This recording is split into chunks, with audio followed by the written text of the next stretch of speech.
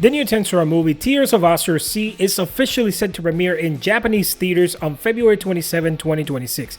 When we will be getting it everywhere else, I have no idea, don't ask me yet. It'll probably take a few months. So far, the promotional material includes at least 2 teaser trailers. The first teaser was a brief announcement video following Season 3's finale in September 2024, and a more substantial teaser trailer 2 was released on July 15, 2025 alongside a key visual. The teaser gives us a glimpse of the movie's tone and visuals without revealing the full story details. In this video, I will also address some fan theories circulating the internet regarding the possible events and plots from the movie itself. So let's get into it. Rimuru and his companions are shown enjoying a resort island paradise at the invitation of Emperor Amesia of Sarion. The footage opens with sweeping shots of wide open skies and shimmering seas, highlighting vibrant blue waters and sunny skies. We see the Tempest crew in vacation mode. For example, Rimuru strolling through a seaside market with Shion and Shuna in summer attire, and Gobta excitedly running alongside. These lighthearted scenes establish a celebratory, relaxed mood. The tone shifts when what looks like a mysterious water dragon shows up. Yura, a young woman with flowing attire, emerging on the scene, immediately hinting that she is no ordinary islander. In one shot, Yura stands apart with a serious expression. Her introduction clearly foreshadowed the central conflict.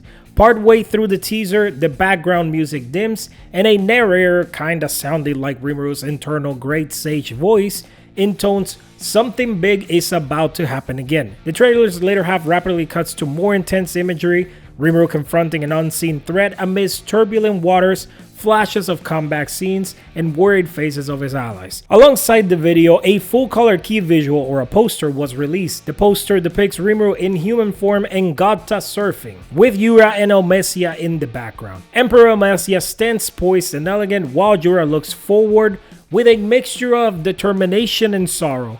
The sky and the sea dominate the background in rich azure hues. At the top, the dramatic tagline is inscribed, "When the time comes to awaken, the azure prayer binds hearts together." This phrase hints that an awakening will occur and that Yura's azure prayer, perhaps a song or a wish, will connect everyone's heart to overcome the coming threat. The visual and tagline, taken together, create a wishful yet hopeful atmosphere. Tears of the Azure Sea. After the events of Season 3 of the anime, in the TV series, Season 3 concluded with the Grand Founding Festival in the Jura Tempest Federation, a big celebration of Rimuru's nation. The movie's story picks up right after the festival.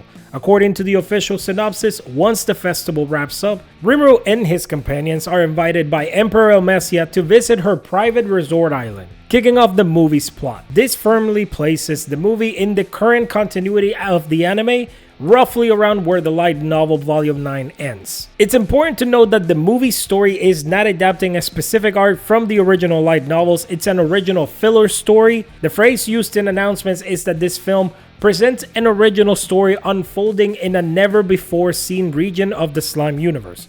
In other words, it's a side adventure that the novel never covered, exploring a part of the world, a tropical island, and the open seas that the main story hasn't visited. The Sorcerer's Dynasty of Sarion is a nation mentioned in the light novels, an elf country ruled by the Emperor Elmesia. The movie uses this setting by having Elmesia invite Rimuru to an island she owns. Season 4 of the anime has been announced but not yet released as of 2025. Tears of the Azure Sea is set before those future events. In fact, the movie was announced at the same time as Season 4, suggesting the studio coordinated them. Usually, anime original movies tend to be standalone in the future as a fun nod, since we saw this before done already with Scarlet Bond characters doing a guest appearance in the anime. The movie gives additional screen time and development. Gobta is pretty much in front and center of the entire poster. Emperor Elmesia herself, while important in the lore, hasn't had a main story arc in the anime yet. This movie essentially uses existing lore, Elmesia and Sarion, to tell a new tale. This means the film might reveal a bit more information about Elmesia's personality or powers, which is a treat for fans, without spoiling anything from the main plotline. If nothing else, the movie expands the world geography, introducing an island in the ocean, which underscores how much of the world Rimuru still hasn't seen. A nice thematic lead into Season 4's globe-trotting conflict. That said, you typically won't miss crucial information if you skip the movie when going into Season 4. The main anime will stand on its own. The movie is more like a bonus chapter that enriches the world. Any character development Rimuru undergoes, or any bonding with Yura, etc., will complement his journey but not drastically alter it. This is similar to how Scarlet Bond introduced a new friend, which is Hiro, and a new land, which is Raja. But ultimately, it was a side story. When Season 3 aired, it didn't really depend on Scarlet Bond.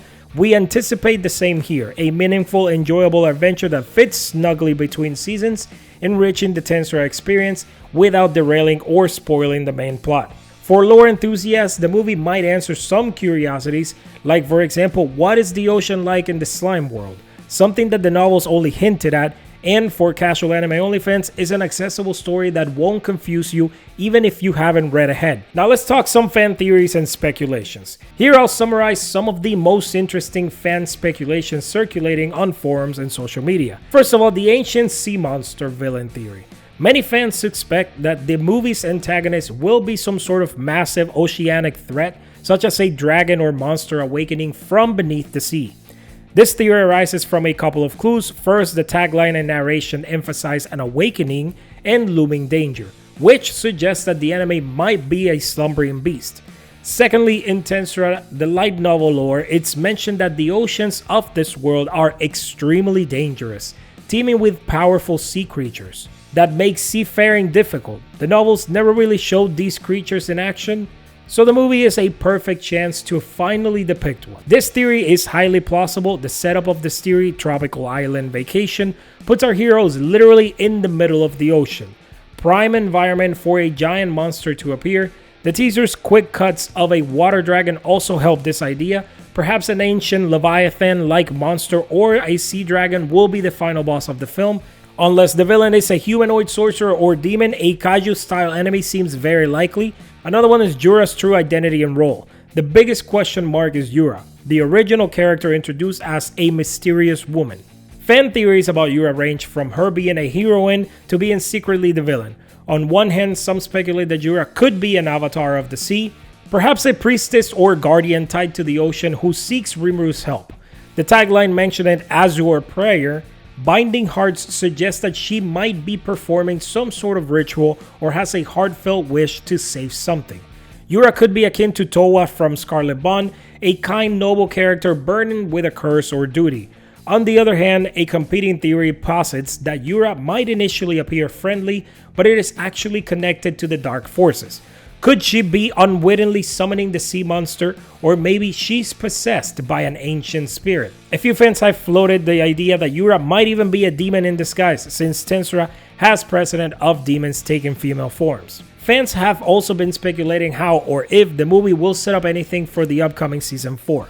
One theory is that the movie might include an Easter egg or post-credit scenes teasing to the next season. For instance, perhaps at the end of the film, after the island adventure, a messenger from the Eastern Empire could potentially appear, delivering news that foreshadow the next conflict or perhaps someone in Maribel's control. Rimuru's power-ups or new forms are also a lighthearted speculation among some fans. Is whether Rimuru will bust out any new abilities or forms during the movie's climactic battle. By Season 3, Rimuru became a demon lord and demonstrated immense power. By this movie's time, Rimuru is extremely strong, arguably overkill by the way, for most threats. This leads fans to wonder if the movie will actually introduce a scenario that actually challenges Rimuru. Perhaps something that negates his abilities or forces him to get creative. Now beyond the plot mechanics, fans are speculating about the tone and character interactions. There is an expectation that this movie will balance slice-of-life comedy with high fantasy action. Much like the series, the festival's epilogue in Season 3 was full of cute, and fans think that Tears of Azure Sea will continue that slice-of-life vibe, at least in the first act. Some theories include that we might get to see characters in usual resort wear, like the key visuals already showed Shion and Shuna in summer dresses. Imagine Gabiru and Soei having a swimming contest, or Shion causing chaos at a tropical fruit buffet. Fans love these characters and enjoy seeing them in peacetime, so the movie could actually deliver on that before the plot thickens. For example, Gobta is prominently featured, so maybe Gobta will surprisingly save the day at one juncture. Gobta has a history of unexpected wins anyway. If a giant monster attacks, we could see team-ups like Benimaru and Soei might perform a combo attack. or Shuna and Shion might protect civilians. Each character might get a moment to shine. This is speculative, but given the ensemble nature of Tensura, it's likely. The prospect of Rimuru and Elmesia bantering is something that fans on social media have expressed excitement for. In conclusion, the fan community's theories paint a picture of what we might see: a giant sea monster awakened by some ancient magic, Yura serving as the key to either summoning or sealing it, Rimuru's team battling heroically, and a self-contained story that adds a new ally, being Yura, by the end. The consensus is that this movie will be fun, epic side quests for Rimuru, giving us something we haven't seen before, the ocean setting, while staying true to what we love about Tensura, the camaraderie, the humor, and Rimuru being awesome.